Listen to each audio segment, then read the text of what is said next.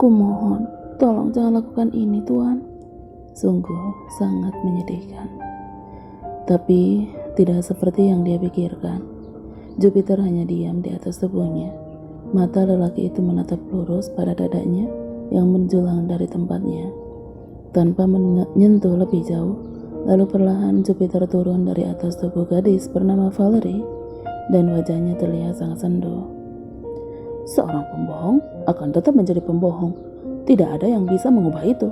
Tapi percayalah, Megan, aku akan membuatmu merasa di dalam neraka sehingga kau mengakui semua kebohongan itu.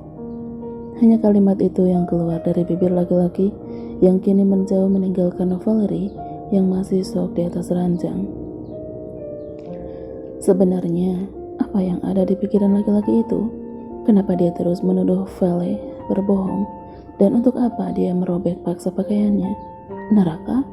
Satu kata yang terdengar singkat, tapi cukup untuk membuat Valerie ketakutan di dalam tanda tanya. Apakah neraka yang dia maksud adalah siksaan yang akan membunuhnya secara perlahan? Atau mungkin ada sesuatu yang tengah direncanakan laki-laki ini untuk membuat Valerie mati secara perlahan? Sangat menakutkan sampai Valerie merasa tubuhnya gemetar tidak terkendali. Entah sudah berapa hari Valerie dikunci di dalam kamar pengap yang kecil itu. Dia bahkan tidak tahu apakah ini siang atau malam. Sudah beberapa kalikah hari gelap dan terang, Valerie hanya bisa melihat tembok di sisi kiri kanan, juga pintu yang selalu tertutup sempurna. Bahkan makan pun dia tidak diberi, sehingga Valerie menjadi sangat lemas. Inikah siksaan yang disebutkan oleh laki-laki tidak dikenalnya itu? Kenapa dia menyiksa seseorang dengan sangat mengerikan? Niatnya datang ke kota ini hanya ingin mencari pekerjaan agar bisa mengumpulkan uang untuk perawatan adiknya yang sakit kanker. Dia bukan menipu, apalagi berharap siksa seperti ini. Valerie tidak mengerti kenapa ada laki-laki kejam yang tega membuatnya seperti ini. Nikki, maafkan kakakmu, bisik Valerie, membayangkan wajah adik yang pasti tengah menunggu kabar darinya. Anak berusia 14 tahun itu akan seperti apa nasibnya di rumah sakit. Dia kembali menangis, merasa sangat bersalah pada adiknya. Andai semua tidak seperti ini. Kala itu pintu di depan sana dibuka dari luar. Bahkan Valerie sudah tidak ingin melirik siapa yang datang melihatnya. Tangan pucat yang semakin kurus itu dia jadikan memeluk dua kaki di depan dada untuk menutupi bukitnya yang tidak mengenakan pakaian. Selimut sehelai pun tidak disediakan untuk menggantikan bajunya yang kemarin dirobek paksa. Nyonya, berdirilah, kau harus segera mandi, kata suara yang datang dari sebelah kirinya. Valerie melirik ke samping, dua gadis berpakaian pelayan yang tampak masih seusianya berdiri tidak jauh dari sisi ranjang. Di tangan mereka terlihat sebuah pakaian berwarna merah marun dan cukup bagus. Apalagi, kalian akan menyiksa aku dengan pakaian bagus itu? Valerie mendengus. Sejak kemarin dia hanya mendapat siksaan di kamar itu. Lelaki yang menyebut dirinya sebagai Jupiter berulang kali datang hanya untuk memberi tamparan dan cambuk dari sabuknya. Jupiter terus memaksa Valerie mengembalikan sejumlah uang, sementara Valerie tidak merasa memilikinya. Katakan pada tuan kalian, aku tidak memiliki uangnya. Aku hanya gadis miskin yang datang dari desa. Mata cantik keabu-abuan itu kembali menitikkan bening hangatnya. Uang apa yang ada yang akan dia berikan? Untuk perawatan adiknya saja pun, dia harus menguras tenaga bekerja serabutan selama ini. Nyonya, bukan seperti itu. Tuan ingin kami mempersiapkan Anda untuk pergi ke suatu tempat, sahut si pelayan yang satunya. Ke neraka? Apakah mungkin neraka yang disebutkan laki-laki itu masih lebih mencekam daripada tempat ini? Valerie merasa ketakutan, tapi sebuah senyum hambar muncul di bibirnya. Katakan saja pada dia, untuk membunuhku di sini tidak perlu membuatku terlihat bagus untuk menemui ajal. Jadi, kau benar ingin mati? Suara yang rendah namun berat terdengar bersamaan dengan pemiliknya berdiri di embang pintu. Baik, karena kau sudah sangat ingin mati, maka aku akan mengabulkan permintaan itu. Dia bergerak lamban dan menyuruh dua pelayan meninggalkan mereka. Benarkah dia akan membunuh Valerie? Tidak dia pungkiri, sangat ketakutan melihat laki-laki yang kini semakin dekat kepadanya. Tubuh Ringki itu gemetar dan tangannya saling mengepal, berharap itu bisa memberinya sedikit kekuatan. Dengan sisa tenaganya, Valerie berusaha menggeser duduknya ke sisi ranjang yang lain, tapi Jupiter dengan cepat melompat ke atas ranjang. Dia menindihnya seakan menindih adalah hal yang menyenangkan bagi laki-laki kasar dan gila ini. Valerie menutup dadanya untuk tidak bersentuhan langsung dengan milik si lelaki, menatap mata Jupiter dengan sorot memohon yang sangat iba. Apa yang kau lakukan? Kau bisa benar-benar membunuhku, kata gadis itu dengan suara gemetar. Napasnya sesak. Tubuh Ringki yang tidak makan berhari-hari itu terasa akan remuk oleh dada bidang si laki-laki. Kau pikir kematianmu akan segampang itu, Megan? Tidak akan kubiarkan sebelum aku puas menyiksamu lahir batin. Kurangkah siksaan ini? Tidak cukupkah semua luka memar di sabetan sabuknya? Valerie ingin meronta, mendorong tubuh si laki-laki dari atasnya, tapi sisa tenaga dan keberaniannya tidak cukup, bahkan untuk menggerakkan jemarinya pun. Mata bulat itu tidak tenang di tempatnya, was-was menunggu apa yang akan dilakukan laki-laki yang kini menatapnya cukup lama. Apa yang ada di pikiran laki-laki ini? Sorotnya sangat menakutkan, tapi dia termenung sangat lama sehingga Valerie semakin gemetar. Apakah dia berniat ingin memperkosa? Mungkinkah itu sebabnya laki-laki ini menyuruh pelayan memandikan dirinya agar terlihat segar untuk ditiduri? Lihatlah, dia terus menatap dadanya yang menjulang, seakan ingin menerkam Valerie. Mata Valerie semakin membulat dan dadanya bergemuruh di dalam sana. Jangan lakukan itu, Tuan. Kau boleh membunuhku, tapi tidak untuk menyentuh tubuhku lebih jauh, bisiknya semakin pelan, suaranya di akhir kalimat. Menyentuh tubuhnya, Jupiter merasa sangat jijik dengan keleguan yang ditunjukkan gadis ini. Bukankah dulu dia sendiri yang mengatakan tidak bisa hidup tanpa sentuhan laki-laki? Sebenarnya, untuk apa dia terus berpura-pura? Jupiter bangkit dengan cepat dan mencengkeram kedua tangan Valerie.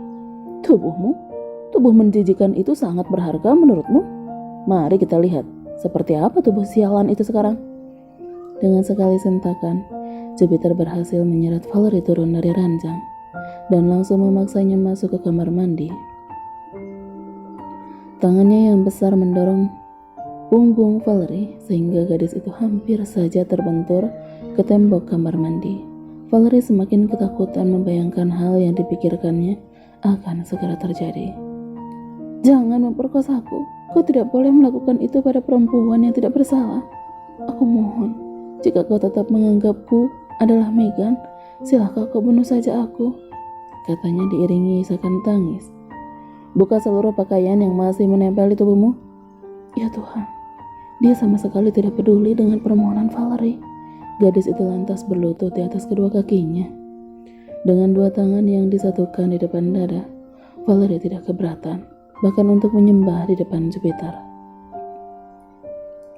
Aku mohon Tuan, bunuhlah aku sekarang juga, agar tidak aku rasakan bagaimana sakitnya kehilangan kesucianku. Valerie berharap. Air mata yang merembes dari sudut matanya adalah tangisan terakhir sebelum dia mati. Kesucian? Jupiter bertanya dengan nada tidak percaya. Aku rasa kau memang sudah gila oleh dosa-dosa yang kau lakukan di masa lalu. Tangannya menyentak dalaman atas milik Valerie dan membuat dua bukit kembarnya terlepas dari tempatnya. Jangan lakukan itu, Valerie menjerit, berusaha melindungi dua bukitnya, tapi Jupiter justru menarik rok selutut yang dia kenakan. Gadis itu terus menjerit dengan tangan yang berusaha untuk menutupi salah satu bagian sensitifnya. Ini suci? Kau anggap dirimu suci? Bahkan ketika kita menikah, kau bukan gadis suci lagi. Dan perlindungan terakhir yang menjaga bagian feminin Valerie pun lepas bersamaan dengan bunyi sobekan dari dalaman bawahnya. Dia benar-benar tidak mengenakan pakaian, bahkan sehelai benang pun. Kau adalah jalang. Bibir Jupiter menunjukkan seringai yang sangat menakutkan. Jupiter menarik pundak Valerie sehingga gadis itu berdiri tepat di depan wajahnya. Mata tajam yang sangat menusuk dia hadiahkan pada sang gadis, membuat Valerie bergeming tidak berkutik.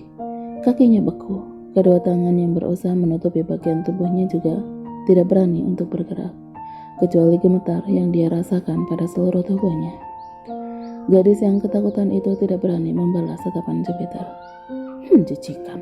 Satu kata yang keluar dari mulutnya selalu sukses membuat Valerie terhina.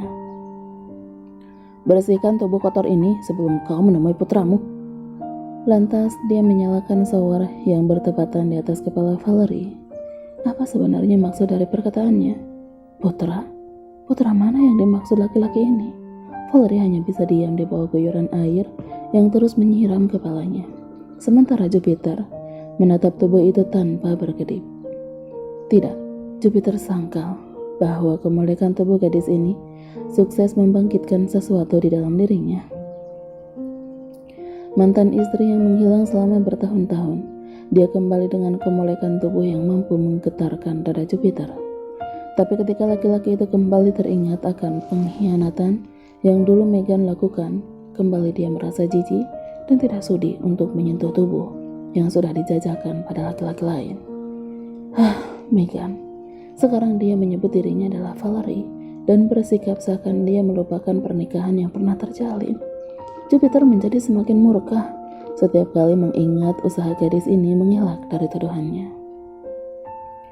Apakah mungkin Megan kehilangan ingatan sehingga dia merasa dirinya tidak mengenal Jupiter? Lelaki itu semakin berpikir tanpa melepaskan mata dari gadis yang membasuh tubuhnya takut-takut. Tapi kemudian dia tepis dugaan itu dan menganggap Megan pasti sedang membuat cerita drama untuk membuatnya luluh. Jupiter tidak akan semudah itu tertipu.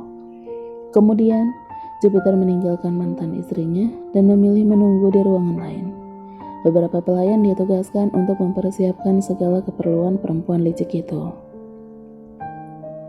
Dan lihatlah, ketika dia sudah selesai dikenakan pakaian mahal, gadis yang tadinya kumuh dan menjijikan kini terlihat lebih elegan meski gerakannya kaku di depan Jupiter. Bagaimana rasanya mengenakan pakaian mahal lagi? Apakah itu membuatmu merasa seperti nyonya? Sindiran tajam dia hadiahkan. Sementara Valerie, dia justru merasa tidak nyaman di balik balutan gaun mewah yang dipakainya. Andai bisa meminta pun, tentunya ingin memakai pakaian kaos dan celana jeans panjang yang biasa dia kenakan sehari-harinya. Ini sangat menyiksa, sebab ketika Valerie menggerakkan sedikit saja kakinya, orang-orang bisa melihat hampir seluruh belahan pahanya. Baiklah, karena sepertinya kau sudah siap, maka kita akan pergi sekarang. Jupiter berjalan menuju pintu keluar dan diikuti oleh Valerie. Meski gadis itu bingung dirinya akan dibawa kemana. Selama di dalam mobil mewah yang mereka naiki, Valerie terus mencengkeram ujung belahan gaun di pahanya. Ini sangat mengganggu, mengingat dia tidak bisa mengenakan pakaian yang terbuka. Ingin rasanya dia berontak dan mengganti pakaian itu lagi. Tapi ucapan pelayan yang menyebut Jupiter bisa saja semakin marah. Dia hanya bisa menelan protesnya.